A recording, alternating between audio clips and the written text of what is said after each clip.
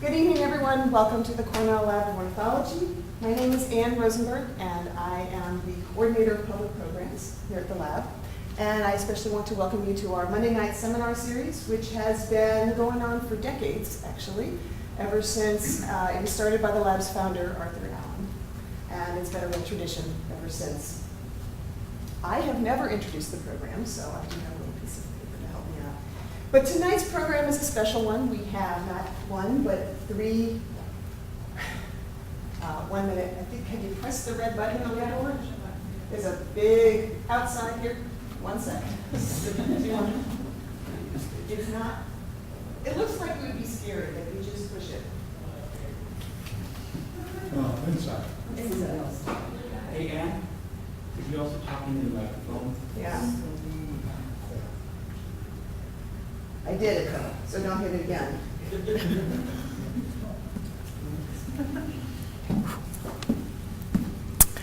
Okay, we're starting over. So this evening's program is a particularly special one. We have three, not one, but three distinguished researchers who will be talking to us this evening about their research. They are all three, they hold the Edward Rose Postdoctoral Fellows here at the lab, which is something that attracts some of the best young researchers from around the world, actually. So all three of them are part of the Edward Rose Postdoctoral Fellowship. Tonight's speakers are Cecilia Nilsson, Kyle Horton, and Adriaan Dokter. And they're part of a new and growing and very exciting field of study, which is called radar ornithology. And in this, they use radar to study the bird migration in new ways that we never would have even imagined before. And some of you have heard of some of the studies that have gone on with night migration in the recent years. I think I remember very vividly when I first was told that what the weather people call noise and just, nothing up on the radar screens was actually maybe birds. So you're going to hear a lot more about that this evening. And that turned out to be the beginning of a very exciting new area of study. So the first one to speak will be Cecilia Nilsson, and each one of them will tell you more about themselves as they share with you the research that they've been working on. Thanks.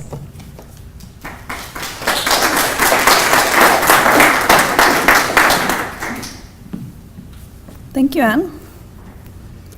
Oops, let's see. So, hey, yeah, my name is Cecilia Nilsson, and as Ann said, I'm a postdoc here, and I'm really excited to be here today to talk about how we use radar to study flight behavior of nocturnal migrants. And my background is that I did my PhD in Lund. I'm from Sweden originally, so I did my PhD there at Lund University, where I studied nocturnal songbirds with radar, the radar in the picture here, actually.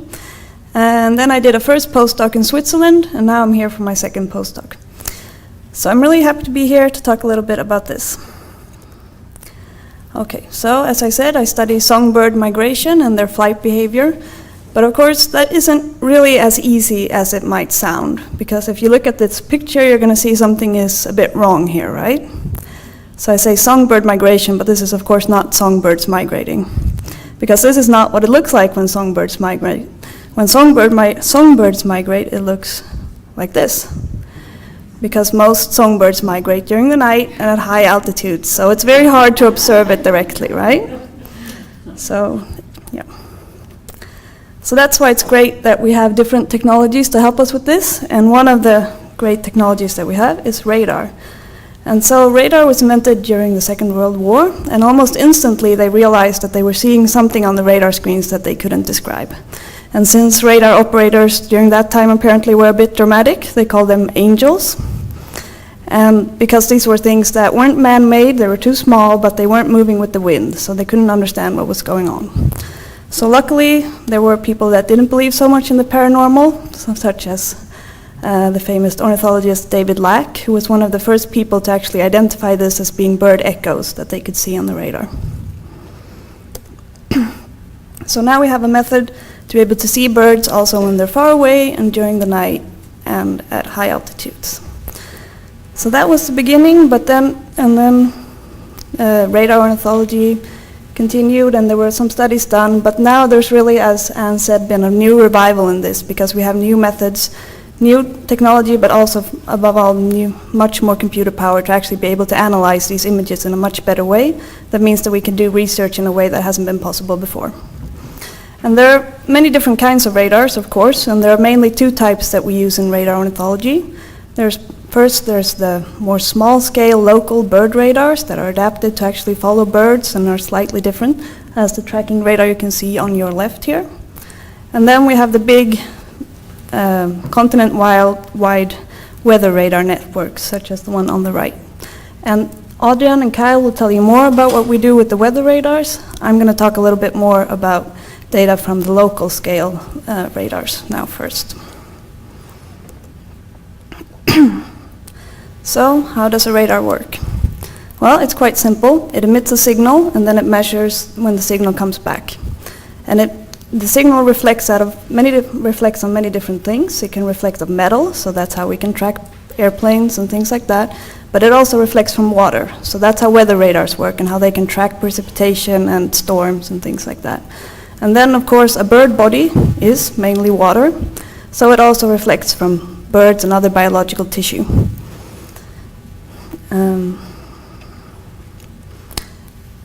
And this is, of course, great news for us, because that means that we now have a way to track free-flying birds without having to handle or tag them in any way. We can just track them passively while they're flying above us. And this is what it can look like when you're a radar ornithologist. This is the control panel of our tracking radar. And with this, we can then get very exact measurements of the bird's flight speed, flight directions, altitude, and exact position where they are. And with some radars, you can also get an intensity measure, so how many birds there actually are up in the air at the same time. So, as I said, this is a picture of our radar dashboard, but it's actually also a picture of a bird. Do you see the bird? It's maybe not so nice. Maybe if I do this. You see it now? So this is actually, you can say, a representation of the radar signal, and you can see the signal is being interrupted there by the echo.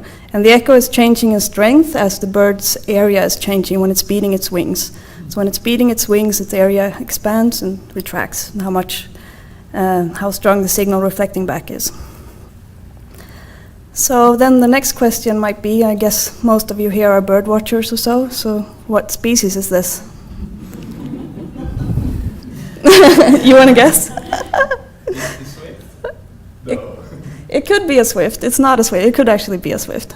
But yeah, even for a radar ornithologist, it's not that easy. So that was actually the point. We don't know. I don't know what species this is. Because we can't separate species with the radar. We can, if we have wing beat frequency, like in this case, we can kind of say something about the broad groups, and swift is a good example because that's one of the species that have a very special wing beat frequency, and therefore we can usually identify them. But otherwise, we're left at trying to figure out what we're looking at more based on the timing and the area and so on, so we have to use other data sources to say something about species. Okay, so my main study area is flight behavior. And just some basic concepts. A bird that's flying, of course, it has its own airspeed and it has its own heading. And that's just the speed with which it's flying, so how fast it's flapping its wings, and the heading is how its body is directed in the air. But then, of course, a bird flying is not like us walking around or something like that, because it's moving in a medium that is moving itself, right? So we have to add the wind speed and the wind direction to be able to know or to get at how the bird is actually moving over ground. So the speed with which the bird is moving over ground is a function of both its own propulsion and the wind effect on it, and the direction it's flying in as well. And you don't have to be too terrified now by this graph, which it might look a bit daunting, but it's just there to show that we also have a lot of theory behind this and how we have different predictions of how birds should optimally migrate. And depending on how they behave, or we can use different aspects of their behavior to try to figure out what is the currency that they use during their migration and what they are constrained by. And mainly we're interested in different behaviors that indicate that they're time minimizing or that they're stressed and that they want to get there as fast as possible, or on the other hand they could be energy minimizing, so that they're just trying to preserve as much energy as possible where time is not as important. And this leads to all sorts of different predictions of how they should behave. And one of the predictions that is central to that is that they should use different flight speeds for these different behaviors. So a bird that is more interested in getting there fast will fly slightly faster than a bird that's more interested in getting there with as little energy loss as possible. So we tracked a lot of birds with our radar, and we measured a lot of flight speeds at different places and during different years. And one of the things that we could see consistently was that flight speeds during spring were almost always higher than flight speeds during autumn, which was interesting. And we wanted to look at this also see if this was a general pattern and not just in our data. So we looked at a bunch of different studies that all had measured flight speed or different aspects of migration speed in both spring and autumn. And then we calculated a ratio between spring and autumn. So on the graphs that are going to come up here, they're all going to be positive when it's a faster spring and negative when it's a faster autumn migration. And we saw a pretty convincing pattern that in almost all cases and almost all studies that we looked into, spring was faster than autumn. And we thought that this is really interesting because the difference there also matches quite well with what we would predict between being time stressed and being energy stressed. So one possible explanation for this is that there simply are more time stressed during spring migration when they're getting to their breeding grounds than they are during autumn migration, when they might be more interested in conserving energy and getting to the wintering grounds. Okay, and then that other aspect of the little triangle of velocities that I showed you was, of course, the wind. And, yeah. Is there much of a difference? Because the birds coming back would be younger on average than the birds coming up. Yeah, so the question was if there would be a difference between young birds and adults, because the autumn sample will consist of more young birds. That's true, absolutely. That might be an aspect of it. We don't think so, and we've tried to control for it in different ways, and we've measured flight speeds of adults and juveniles without seeing a difference. But there might still be some of that, yeah. Yeah. So the other aspect of this, of course, is then the wind speed. And a small passerine or songbird like this can fly with about 12 meters per second in their own propulsion. And so you can understand that if they have a really good tailwind, they can almost fly double the speed over ground. And with a bad headwind, they could almost make no headway at all over ground, right? So one of the things we look at is in what wind situations do they actually fly. So when we look at our individual data, we see that, well, it's not the case that they only fly in these really good tailwind situations. So tailwinds here are in blue and headwinds are in red.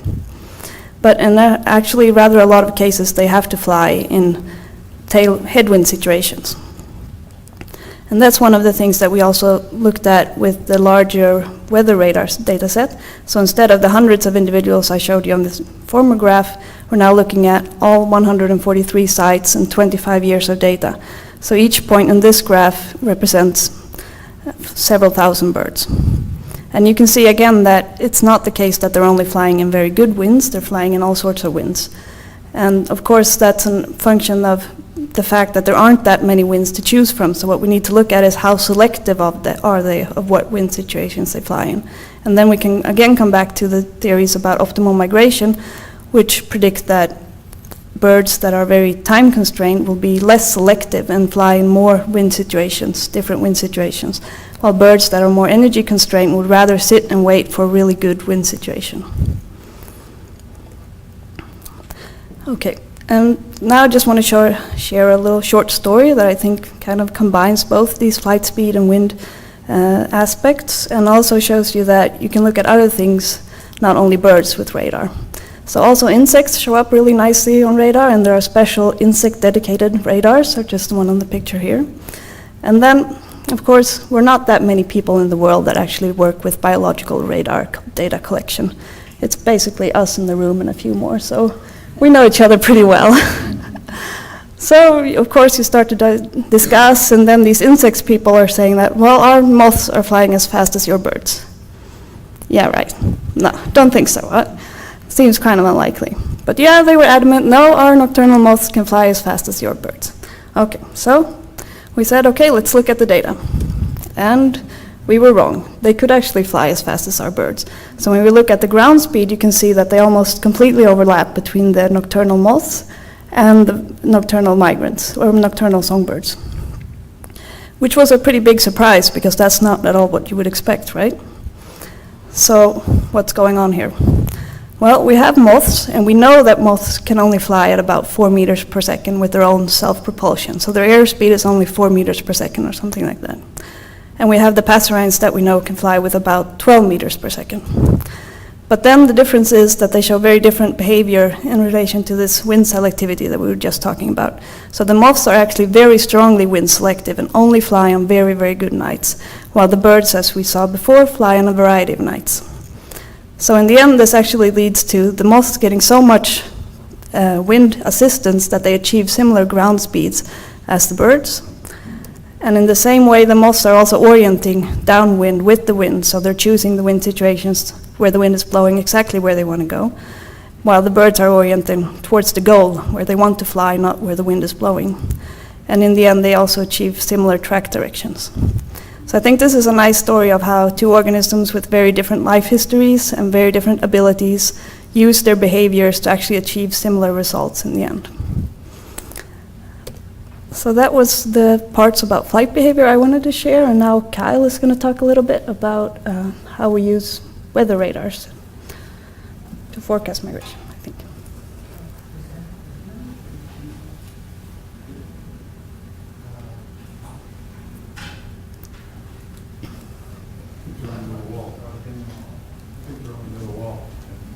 Oh, I should have, sorry. I could have started you.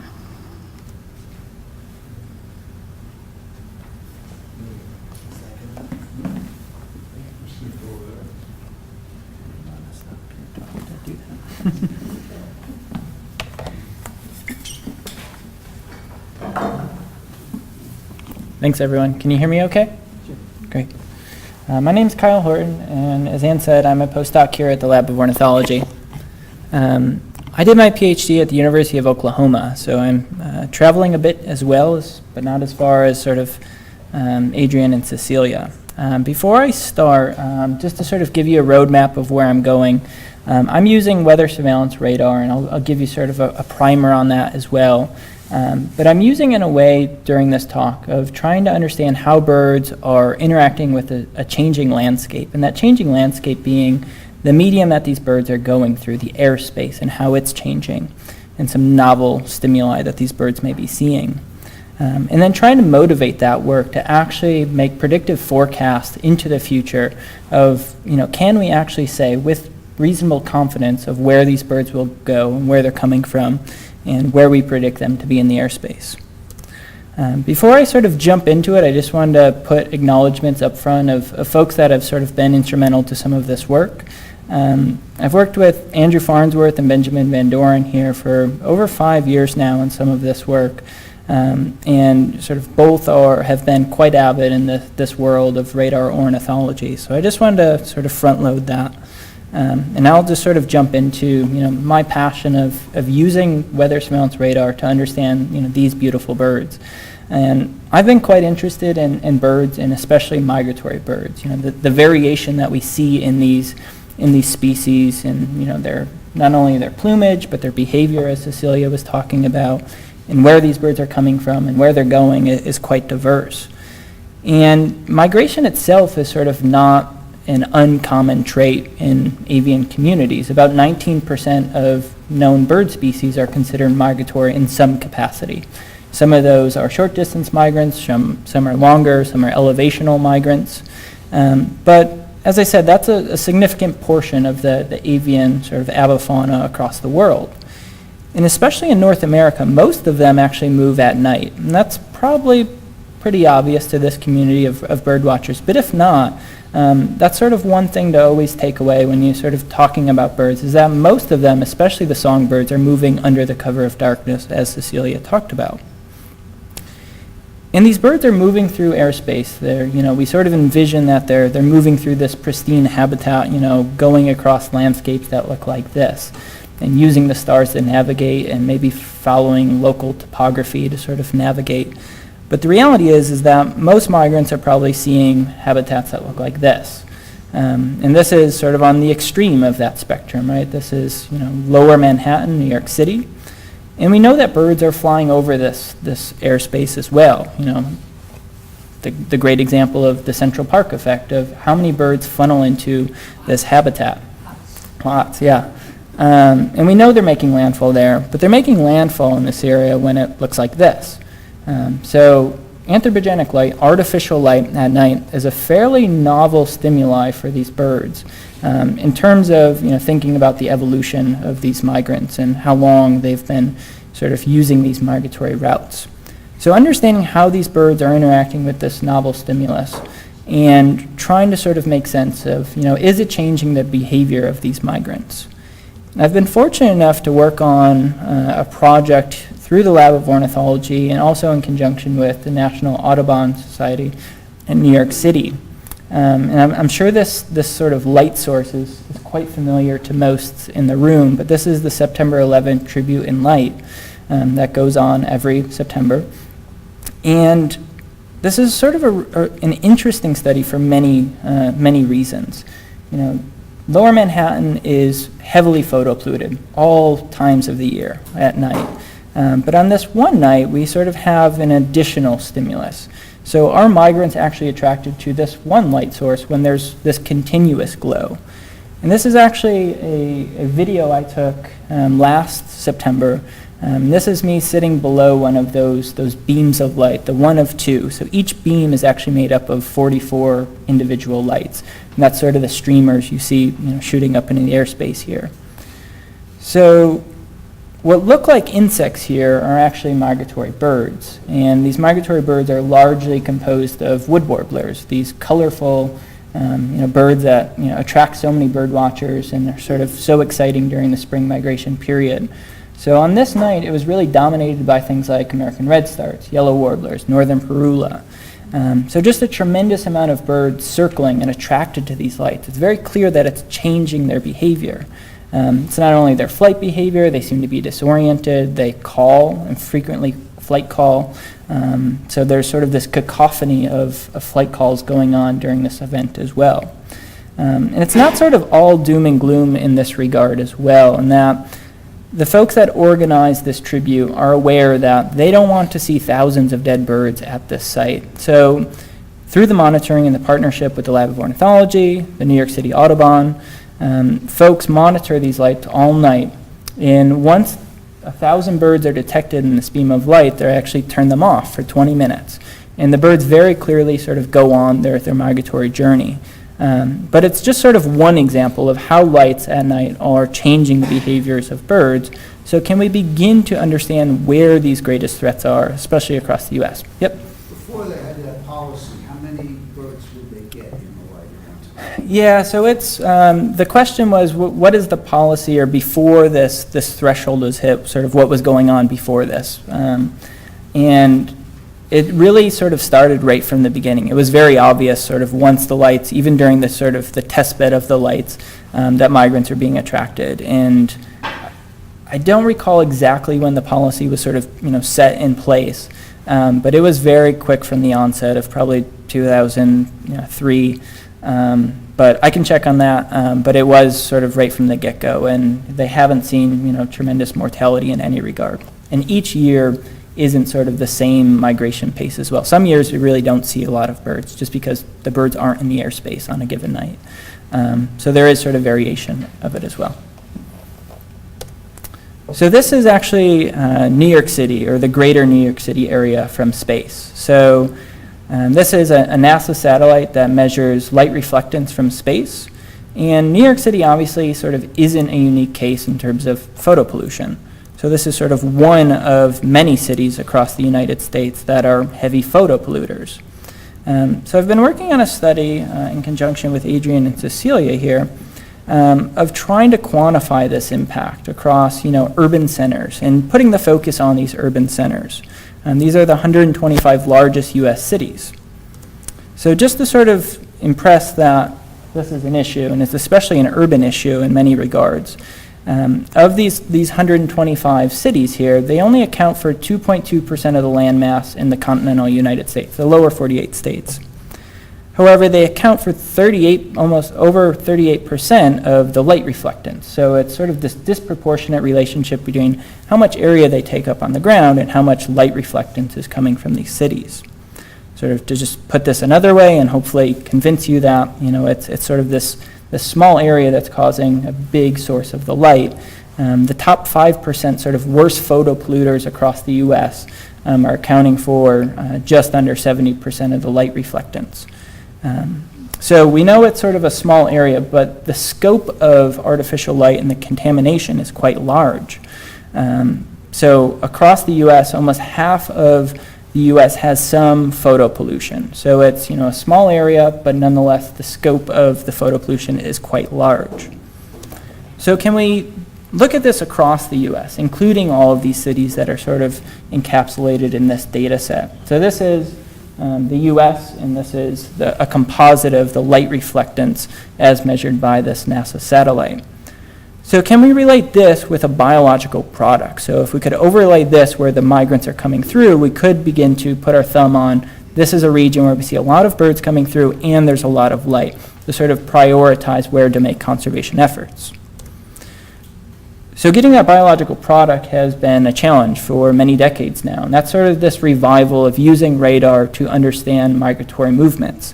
And we're sort of just getting to this stage where we're able to use sort of advanced machine learning, computational power, access to data sets to actually answer that question. So this is the US NexRad system, or these Doppler radars. Many of you are probably familiar with them. And on this image here, what we're seeing is precipitation or large thunderstorms sort of in the upper Midwest here. And these are the same radars that are going to detect tornadoes coming through the Great Plains and hurricanes coming through the Gulf of Mexico. And as adept as they are at measuring when it's going to rain or when it is raining, they're equally impressive at measuring birds. So all those blues and greens that just popped up are actually migratory birds, and those are classically filtered out by meteorologists.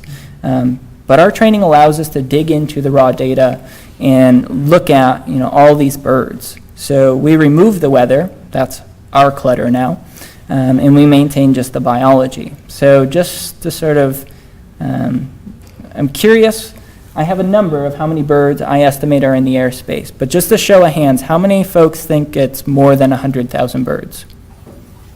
Okay, let's see how many will go down. Over 1 million. Over 100 million. Okay. My estimate is 310 million birds in the airspace. So many of you are sort of along that ride. That number is impressive in its own right. I've sort of thought of this gimmicky trick to sort of hopefully imprint that this is a ton of birds. So if you are standing in one location, this is fairly gimmicky, but if 310 million birds flew over you, and they flew over you at 1 bird per second continuously, it would take you 10 years to count to 310 million birds. So hopefully that sort of strikes you as a tremendous amount of birds. If not, Adriaan's talk will sort of get you excited as well. So that's one snapshot of what's going on. And we can look at this over multiple decades now, and we can use millions of these samples, not just sort of one 10-minute snapshot. And that's what we see here. This is a long-term trend, the average movement of migratory birds across the U.S. airspace for the last 20-plus years. And what you see are essentially billions of birds funneling out of the tropics during the spring, moving across, in many ways, the central flyway, moving up into Canada, the nursery for these birds where they ultimately will go to breed. The same pattern is true in the fall, many migrants coming out of the boreal forest now. Or not. Let's see if I can get this going. Well.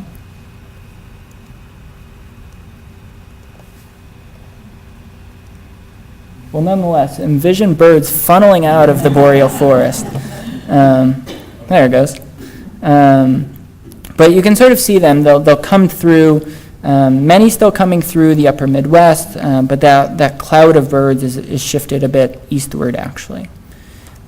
So this is sort of the long-term average of bird movements across the U.S., with the yellows being where most of the birds are coming through in spring and fall. So to sort of get back to my point here of we want to link these with light data. So if we can multiply this light data by this biological product, we can get an index for the spring and fall. And that index is sort of an exposure of how many birds are exposed to these lights on a given night. So what I'm showing here are actually, I've done the exposure index, and I'm just going to show you a series of cities ranked and how sort of, quote unquote, how bad they are. How many birds are exposed to these really potent lights on a given night. So Chicago, Houston, and Dallas are sort of the top three, and they're consistently the top three across spring and fall. But things begin to change a little bit as we sort of jump into the remainder of the top 10. But probably no surprise that areas like New York City and Los Angeles, Atlanta are sort of coming into this top 10 of sort of quote-unquote worst cities for migratory birds. The fall, as I said, again, is the same top three, so we're really sort of putting our thumb on these are probably 3 cities we really want to focus in on doing lights out campaigns when the birds are in the airspace.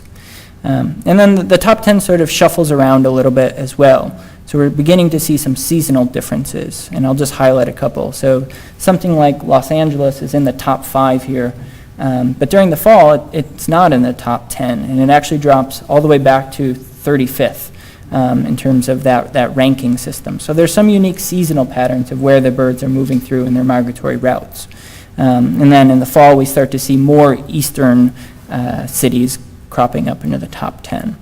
And sort of the reason for that is I'm just showing here is actually the reds are areas where we see more migrants, proportionally more migrants coming through, and they're weighted by this underlying light mask here. So during the spring on the west coast, we're seeing that birds are going to be exposed, or more birds are exposed to lights at night. So we have sort of a greater threat here along the west coast. And on the east coast, we see the blues being where the migrants are sort of seeing a higher threat during the fall. So there are some looped patterns going on in these migration systems here of migrants coming up the west coast and moving through a mountain flyway, and many migrants coming up through the central flyway and coming back towards sort of an eastern flyway. So we know that many of these birds are impacted by lights in some way. And we know how many birds are sort of in the airspace, but we also want to be able to put this into action and make conservation action. And it's really tough to do that if you're sort of reliant on the data coming in and making that decision. So can we make a prediction of when the birds are actually in the airspace and make a forecast into the future, hopefully giving managers that make these decisions enough lead time to sort of prepare for something like a lights out campaign or shutting down a wind turbine. And we know that one night there may be literally hundreds of millions of birds in the airspace, and the next they seem seamlessly absent. So can we come up with a good predictive model to sort of understand that? So that's exactly what we want to do is we've amassed all of this data. Can we actually build it and pair it with known factors that drive migration, something like precipitation, something like temperature, wind patterns, all of these sort of known drivers of migration. And can we link them back and make a prediction of when the birds will be in the airspace? Okay, there we go.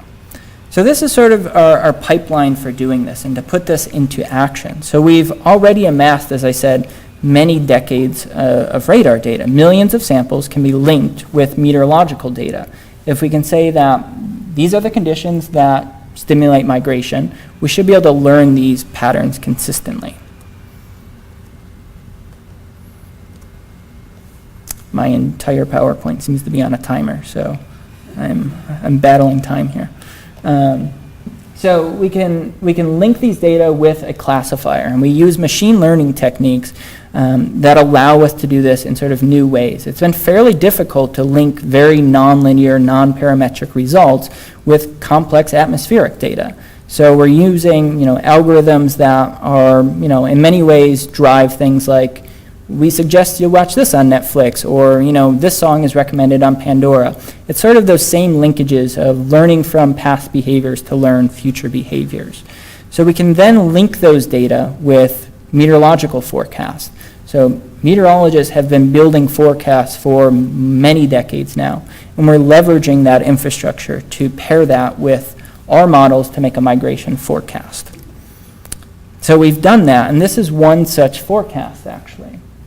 So this forecast is from a couple of years ago now. It's April 23rd, 2016. And the way we designed our model was to say that our model has never seen any data from 2016, so it doesn't know what to expect that year. It's only relying on the meteorological data. So on this map here, what we're showing is the reds, the yellows, the oranges are where we expect to see more birds. The cooler temperatures, fewer birds. We can overlay this with meteorological data like precipitation. So precipitation is, from a bird watcher's standpoint, where we expect to see reds plus precipitation. Those may be conditions where you'd see a fallout, many birds making landfall. But from a conservation standpoint, that may be an area where you may see birds colliding with buildings or wind turbines that become disoriented, especially under light pollution. The same methodology allows us to estimate how many birds are in the airspace. So on this night, we estimate between 112 and 178 million birds. And then this is actually sort of quote-unquote the truth. This is what was observed that night. So hopefully you can see that we're pairing these intense movements with what's actually going on.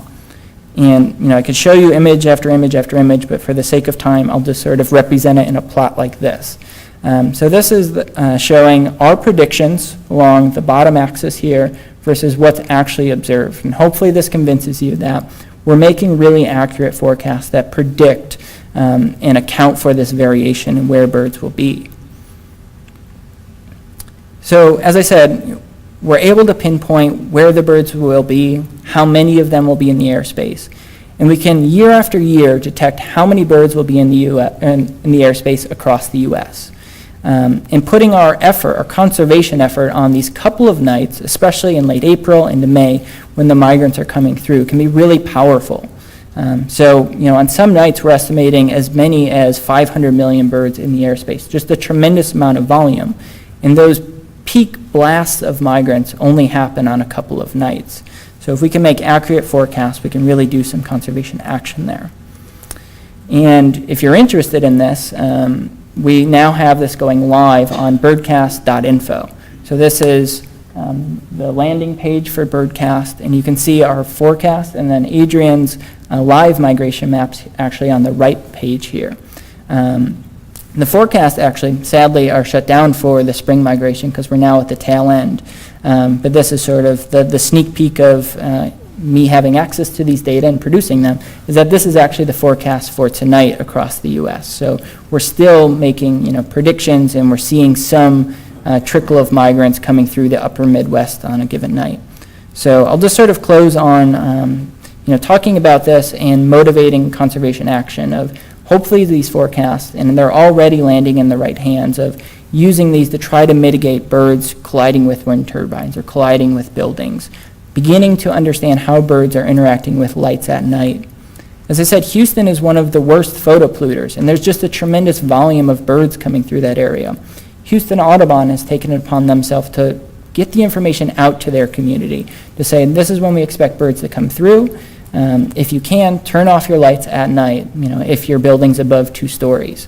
So trying to do action in that way.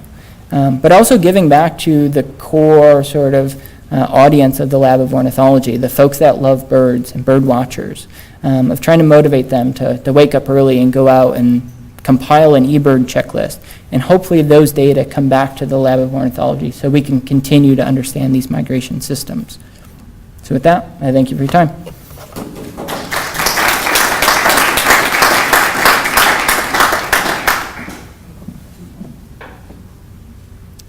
Right.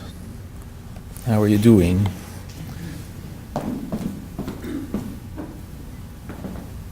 Up to round 3. So I'm Adriaan Dokter. I'm also a Rose postdoc here at the lab. I talked in a few slides about myself, just to introduce myself. So I'm from this really tiny country, the Netherlands, which you might know from windmills, wooden shoes. But honestly, yeah, it's like 2 years ago I came here to the lab of ornithology. Before that, I actually had a whole career as a physicist. You see here me behind my ultra-fast I almost forgot what it was called, the ultra-fast femtosecond laser, which I studied water molecules. And it was only after my PhD actually that I became a bird researcher, sort of combining my sort of childhood passion for birds with my actual work. And I like this really maybe mathematical, quantitative way in which physicists work. I like to apply that a little bit also in bird migration research. And this whole radar work, all these lots of data, is quite well suited for that. So I have my little niche here. I also took a few years actually to become a real biologist, working with brand geese, getting my hands dirty while collecting their poo and sitting on a cold dike in the Netherlands. So now I'm a bit of both. I'm both a physicist and an ornithologist, I guess, and a movement ecologist.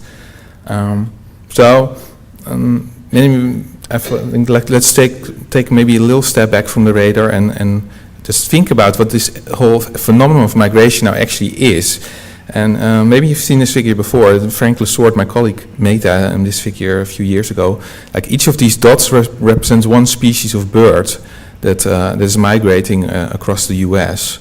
And just if you think of it, these huge populations of birds, there's an enormous exchange of bird biomass that sort of moves around over the planet. And of course these birds, a lot of is happening to them. It's like a dangerous journey from north to south, and they run into all kinds of adventures, and they might also actually die along the way and then give birth to new birds when they breed. So there's this whole cycle of life and death going on.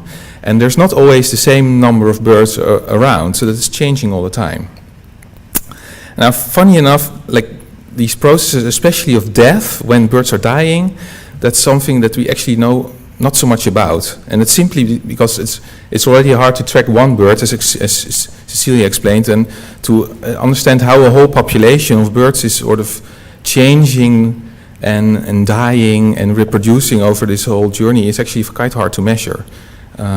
Especially observations, because of birds is, for example, in the spring it's really easy to detect the bird because they're singing. In the fall they're very quiet, so you don't see them. So actually to count them is actually also not so easy. Let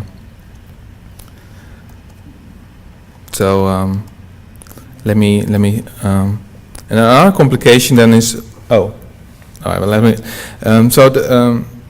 enter the radar. The radar is actually a really great tool if you're interested in counting numbers of birds and seeing how these things are changing, because it's simply a machine that is sort of always doing the same thing, and it's just counting always in the same way. So it's really good at sort of counting birds.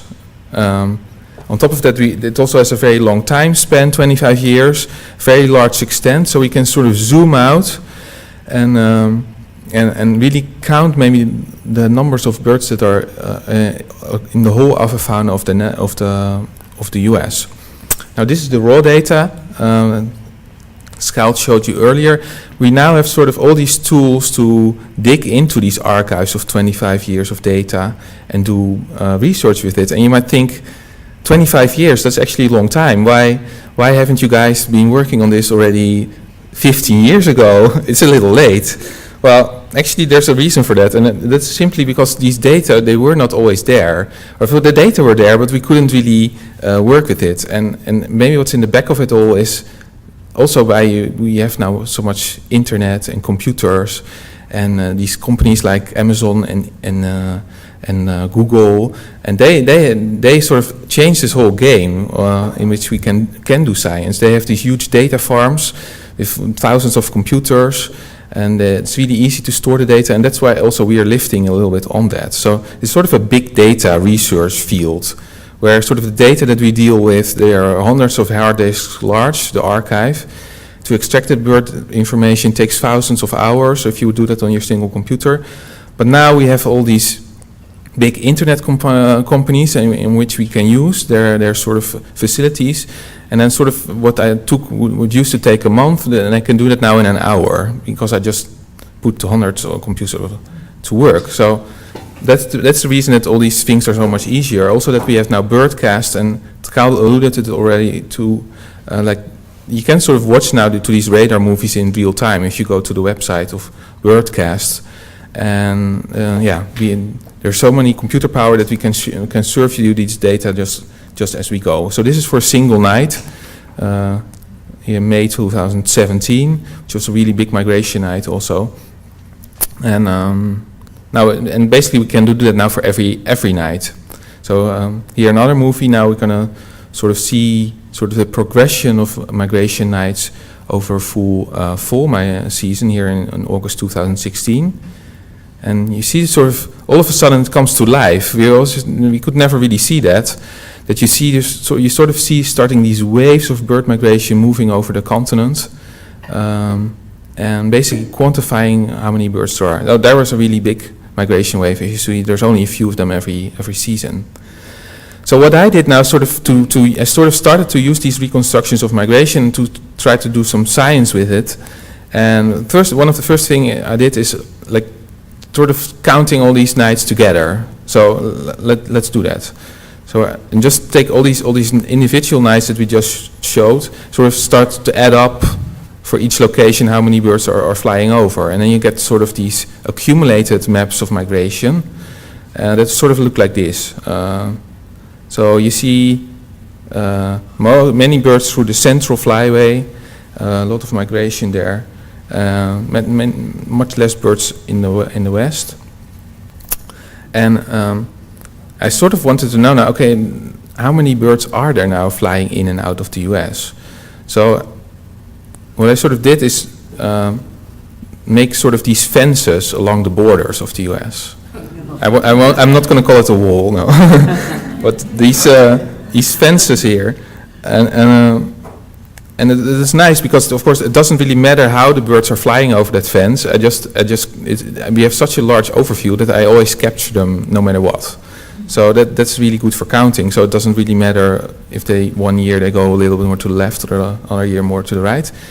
And then I simply count how many birds there are. So, and then I come to this number in the spring, 3.5 billion birds coming in. So you can do the same now across the northern border. How many birds are now leaving again to Canada? So I do that, and then I find 2.5 billion birds. So huge numbers. It's kind of unbelievable. And let's do now the same in autumn. So again, I'm sort of going to add everything together. Just try to remember how many birds we had. I forgot it myself now already. 3.5 billion and 2.5, I think. So what do you think? Are we going to have more or less birds in the fall? More. Yeah, of course, more. Because that's, of course, there's new birth happening they're going to Canada to reproduce. So we expect to have more birds. So let's see. Indeed, we have now 3.9 billion birds coming back around the north, and 4.7 billion in the south.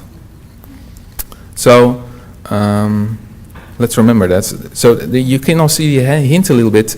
We're not only looking at movement, we're also trying to see a little bit this cycle of life and death.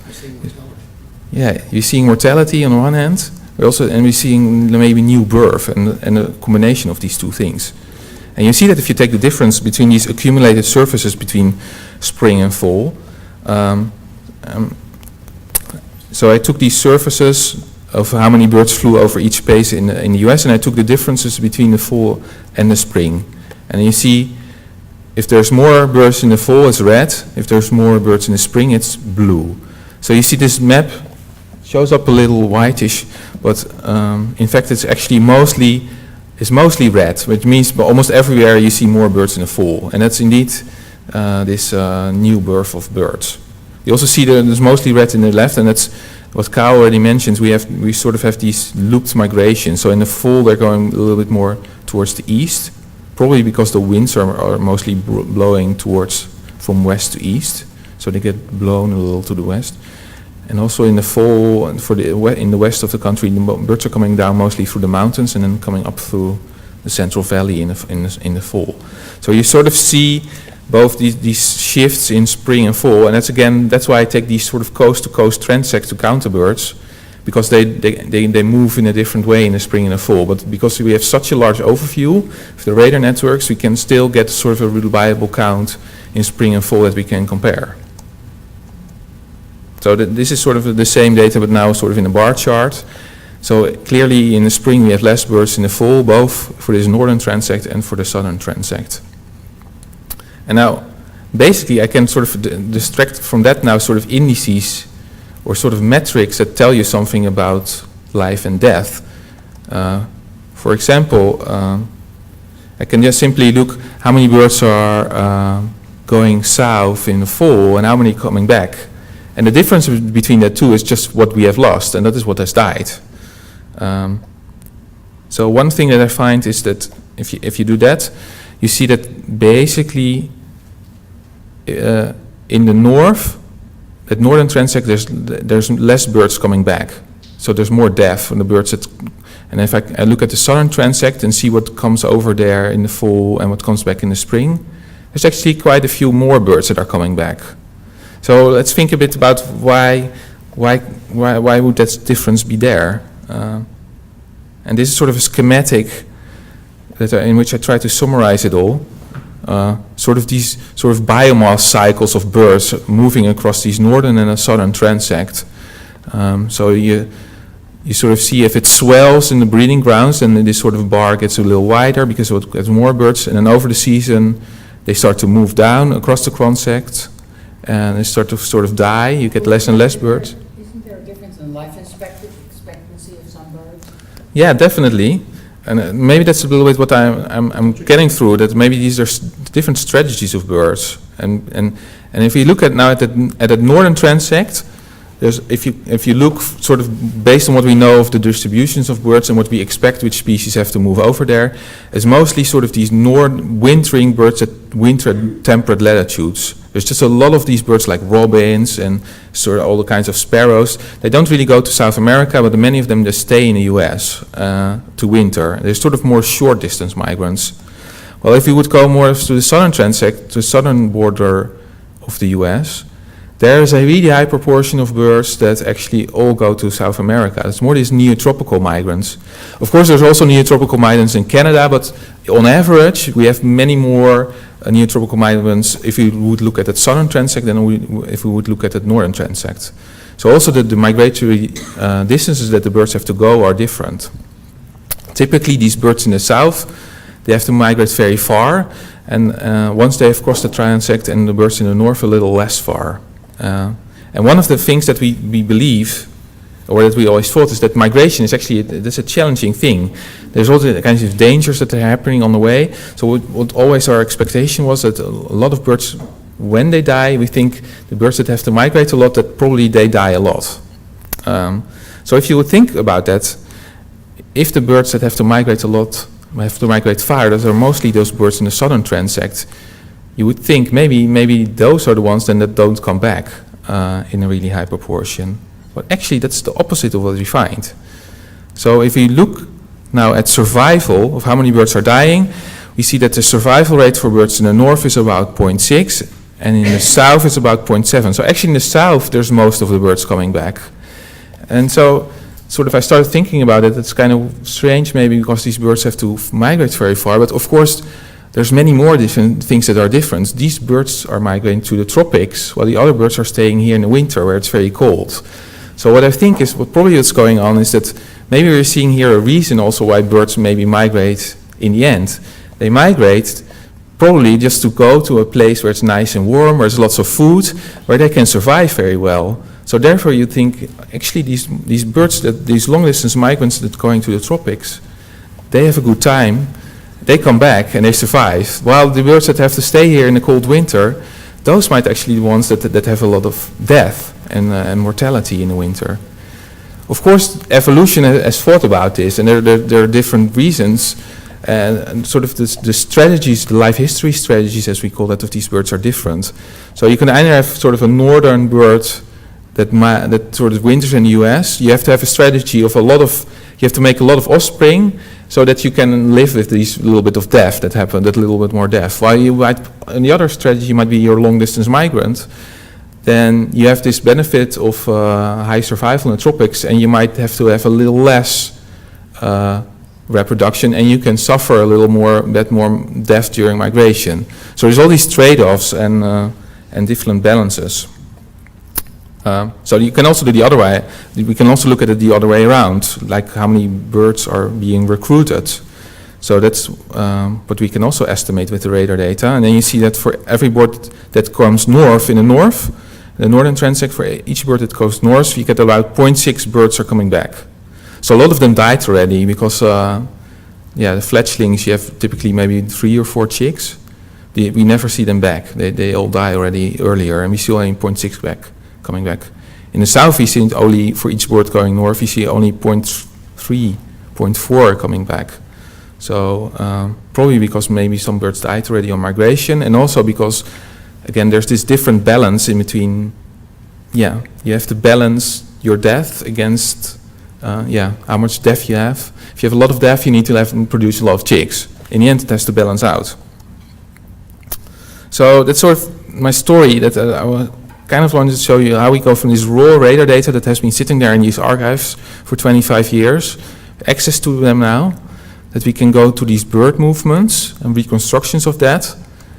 And from that, we actually can make sort of these seasonal counts of birds, from which we can take another step, is to actually get sort of indices of, on the one hand, reproduction and reproductive success, and on the other hand, indices of survival and mortality.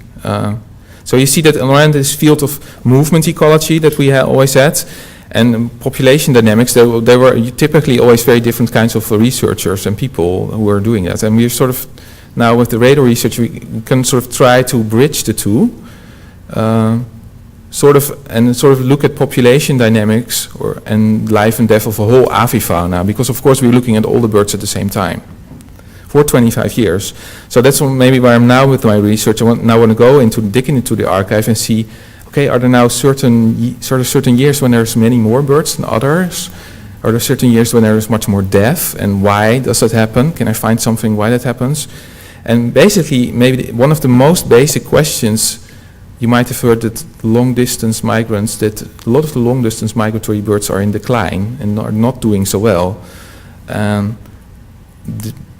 To be honest, as migration researchers, we still don't really know why that is. Is that now because there's problems in the tropics where so much is changing? Or is it here in the north where we're also changing a lot to our environment? Or is it both at the same time?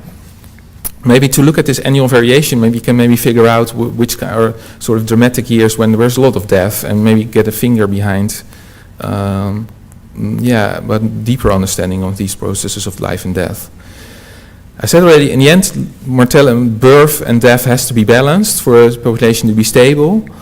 If it's not, then it will either increase or decrease. So I've been looking a little bit already into long-term data set to see, has the number of birds in the US changed now over the last 11 years? I couldn't go back 25 years yet. And then this is sort of what I find. It's sort of a highly modeled output. There's a lot of data massaging going on here. But this is the final result.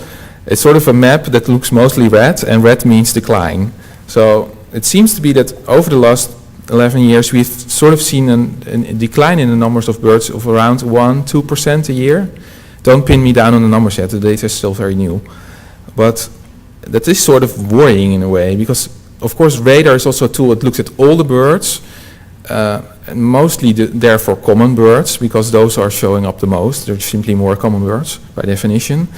So it means that sort of across the board, across the whole avifauna, it seems that we're seeing this decline, and sort of suggests that something sort of fundamental might be wrong if we see that across so many species showing up. So I was working also collaborating with Kyle. I'm also collaborating with Kyle, but I want to allude to Ken, who is sitting in the back of the room, who is doing a lot of work also on population change, then not with radar, but simply with the good old and very important count data of breeding birds, like the breeding bird surveys that you might have heard of. And of course, I was looking at these things in the data, and Ken was looking at the trends, and we thought, okay, are we seeing now the same thing? Have we lost birds? So together with the partners in flight, and Ken, we looked at these changes in breeding population surveys, and here it's expressed a little bit of how many birds we have lost since 1970. So we have taken the breeding bird surveys over this much longer time period than that I look like, now 35 years, 45 years, and see if we take the 1970s as the standard, as the baseline, has there been an overall loss in the number of birds? And we first thought, no, probably not, because some birds have increased, probably. But actually we were quite surprised to see that actually there is a net loss in the number of birds from these data. And they're very preliminary unpublished data, so also again, don't pin us down yet. We're just giving you a sneak preview here of unpublished results. But it seems to be a net population of 2.3 billion native land birds since 1970. Is sort of the number that is in the same ballpark as my radar estimates in all habitats, and most loss seems to be in grasslands, boreal forests. So it seems to be a sort of general pattern. And I would like to say it's important actually to think about keeping our common birds common, because of course species go extinct. Species first decline before they go extinct. And if you're seeing that across the board, means that that something fundamental is changing in the environment, and we have to figure out where maybe the where this problem is happening and whether we can do something about it. So now you're doing the radar. They can't tell them. You can't at night. You can't see the birds, right? No, you can see the birds. So you have to look at them during the day to see what birds are flying. That's also true, yeah. So we were saying So you count the birds that are coming. You know that there's birds flying at night. Then you have to look at the day during the day to see which birds are flying when. So that was here. So in the public saying like you should actually look. You shouldn't look only at night with your radar. You should actually look also during the day what's actually on the ground, and then you know which species there is. I think that's a really good remark, and maybe that's something that we also are thinking of. Like, and of course there's also a revolution going on in which is also data driven in a way with bird observations. You might have heard of the eBird data that people are collected. There's also huge exponentially growing data sets that is species specific. So there seems to be a sort of natural connection between using eBird to see what's on the ground and what species are there, and then look with the radar actually how many birds there are exactly and what's happening at night. They sort of complement each other in a natural way. You can't do one without the other, it seems. Yeah. And you see, actually I put here up this figure of this dove, which you might recognize as the passenger pigeon, maybe as a sort of reminder to us all that, of course, the passenger pigeon was also super common. It's about 3 billion birds there were, and they were hunted to extinction in a matter of 30, 40 years. That's about the same number of birds that we estimated that we have lost maybe over this time period since the 1970s. And then these people didn't have these, well, they might have looked better, but they didn't have all these great tools that we have now, and with the radar data. And so maybe, let me put the final slide up, which is actually a more positive story. I just really love to look at these data, and I hope many people do that. And I think all the tools that we are, as a group, are making from the radar side of things, and we also do that with eBird at the lab, is to sort of, bring to everybody also that you can see this phenomenon of a migration, that people are aware of that it's happening, and that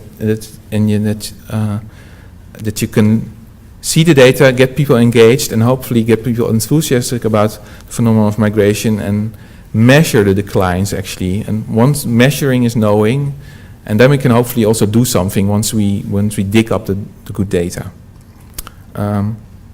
So I think with that I'm going to leave you and can maybe open up for questions if they are there.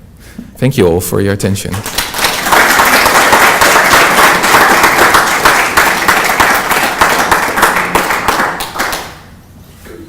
So now you have to also come here. Are there questions, or is yes?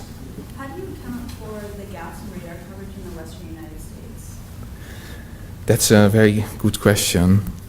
So actually, that's actually the reason that so the question is, how do you account for the gaps in the radar data? And because of course there's the mountains and the Rocky Mountains in the west, and it's true that part of the fact that you don't see birds there is also because the radar is standing on top of a mountain, and then the birds are flying under the radar.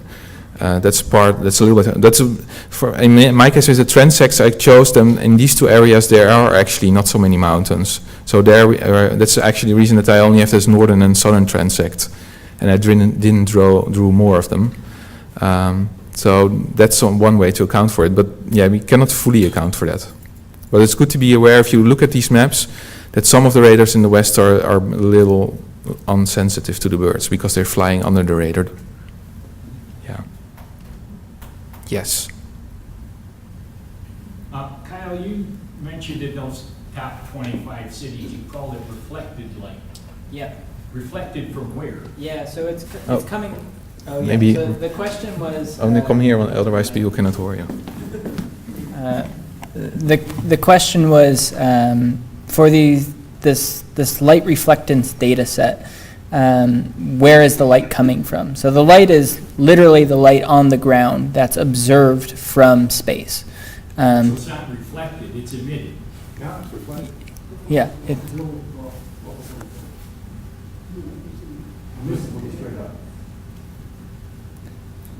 But it seems synonymous. Yeah, I can change the verbiage if that sort of that fits better. But NASA calls it light reflectance. So they're much smarter than I am and have many more engineers than we do here. So I go with their terminology. But yeah, it is emitted from the buildings and observed by space. But yeah. Questions We have maybe? a question from our online chat, which is, are birds attracted to light in general or specific frequencies of light? If we used a different color of light or softer lights, would there be a difference? Yeah, I think you might know more about the wavelengths. So the question was if different wavelengths of light affect migratory birds differently, I think. And I think the short answer is yes, but we're not really sure how. So there are some experimental studies that show that they are attracted to some wavelengths more than others, but it's still very unclear also how detrimental certain wavelengths are. But yes, there probably is a difference, so there could be things to be done there. Just to sort of follow up on that too. So a good example of that is sort of the work that is done with communication towers. So the lights at night that pulse on a communication tower are red lights. So they're sort of, if it's a constant white light, that's really the worst for a migratory bird and many migratory organisms, things like bats as well. But a pulsing red light is sort of the best combination that reduces the attraction to these communication towers. So there is some research going on that has pushed that in that direction as well. So, question, do some of the birds have some sort of a radar so they know where they're going in the night? No, it's completely dark, so they have radar so they don't bump into everything? Okay, so the question was if the birds themselves have radar so that they know where they're going and so they don't bump into things. Well, they don't have radars. They do have different senses that tell them where they're going. So they have different different compasses, yeah. So we know that they use both the stars as a method of orienting, but they also have a magnetic compass where they can detect the magnetic field. Well, mostly the magnetic field for long distance orientation. And they can also use the position of the sun at sunset and polarized light and things like that. But on the They know they're in a forest, so compared to... well, they don't. Yeah, they fly much higher than that during night, and I think mainly for that sort of not bumping into things, it's visual cues that they use. So they would need some light for that. And for not bumping into each other, they use little call notes. Yeah, that's true. They also use call notes for not bumping into other birds. I think that was first. Do more birds die on overcast nights when they're flying over? Yes, more birds are killed in collisions with buildings and stuff like that on overcast nights and on nights when there's fog and visually impaired situations. Yeah. Are they day flying migrants? Yeah, absolutely. And do they die with similar numbers as night flying ones? I don't think so. I don't think it's as common for diurnal migrants to collide with buildings, not that I know of, no. Building collisions or window The collisions. numbers suffer as much as the night flying ones. Oh, that we don't know. We haven't looked into that. But presumably.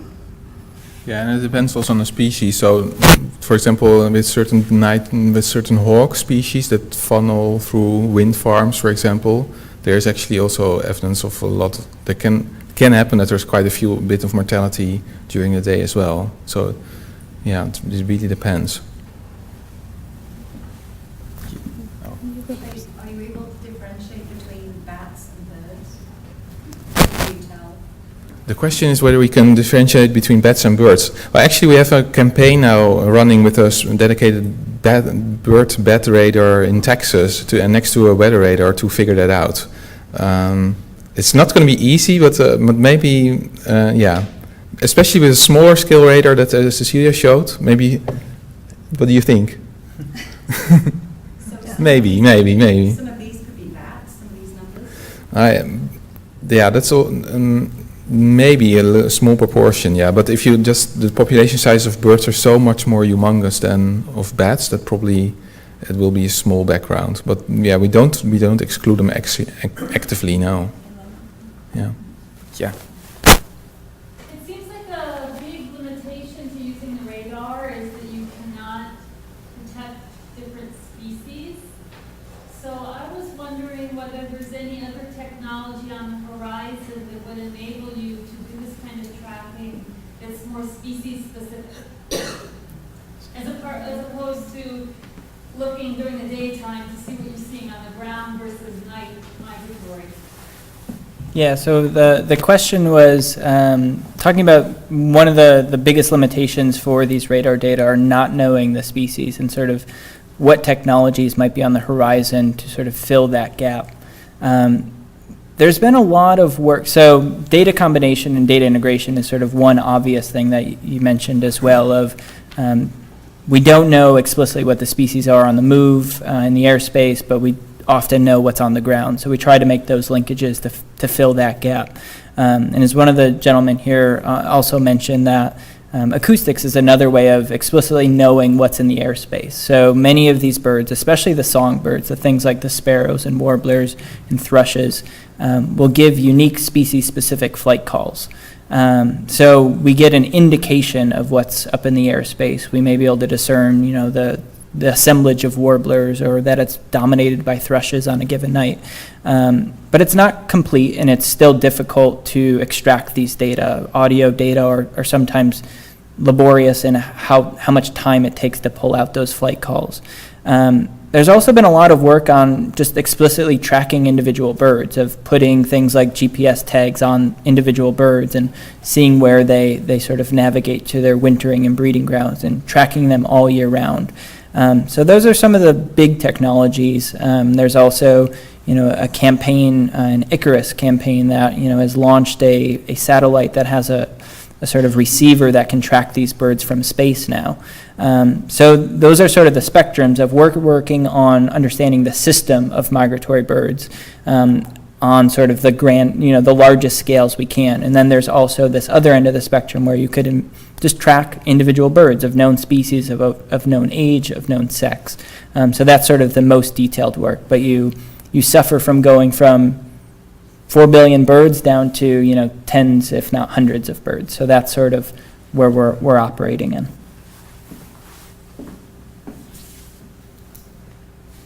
Yes. It would seem as though there would be some effect on the migration pattern and safety of flight for aircraft at night. The birds fly pretty high, planes fly pretty high. If planes fly through the birds, they're going to come down. Is that a problem? So the question is, there's also airplanes in the sky, and they're flying through these layers of migration. So isn't that dangerous for the birds and for the airplanes at the same time? Yeah, I think so. Well, the advantage with the airplanes is that at some point they fly 10 kilometers, the cruising altitude is typically 10 kilometers, and there's very few birds there. So it's mainly a problem with takeoff and landing, and then also mostly the larger birds. But I think that this is a good example of maybe the applied use also of these radar networks, that we start to see these migrations now, we start to predict them, and definitely airports are some of the parties that are interested in this type of data. And there are also dedicated bird radars being developed specifically for airports that just survey the runways. And their dream is also maybe in the future that they can see, oh, there's a flock of Canada geese going on the runway, hold the plane for 3 seconds, because they don't want any major interruptions of their flight business, because it's way too expensive, there are way too many stakes. So, but maybe sometimes holding off for 2 seconds is the difference between collision or not. How high? So typically the migration is happening up to most of it is below a kilometer actually, but we see them up to 3-4 kilometers. Very high, and sometimes you have very good winds, for example at 3 kilometers. And it's still, it was what someone else was saying, how are these birds doing that in the middle of the night? It still surprises me that there's this good layer of air, good to support the winds at 3 kilometers height, and then it's pitch dark, and then they know how to find it, and they have to reference their own speed with respect to the ground, and it's pitch dark, so I don't really understand how they do it actually. So that's nice that there's still these mysteries. I think we could maybe take one more question. Is there one more question? Sure. You mentioned windmills. That made me think about infrasound. Has anybody been working with this data, both natural and anthropogenic sources of infrasound? Yeah, so the question was sort of in the context of emitted sound in reference to wind turbines and infrasound. So the sort of the range of that most birds sort of hear in is above infrasound, and sort of these low emitted wavelengths essentially are most susceptible to things like bats actually, and it's sort of at the other end of the spectrum of that their eardrums sort of rupture from this low sort of energy sound, and that barotrauma is known as it's known. And that sort of rupturing of their eardrum causes disorientation, and many of them collide with the wind turbines, or outright will die as a result of it. In regard to birds, we don't know probably much, and it seems unlikely that they would be impacted by that sort of low frequency sound. High frequency sound is maybe a different perspective as well, but my feeling is that it was probably negligible for migratory birds. Thank you.